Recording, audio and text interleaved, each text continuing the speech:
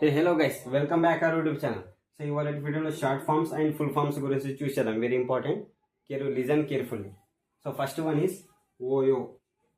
OYO ఇంగ్లీష్లో OYO. On your own తెలుగులో INR Indian rupee.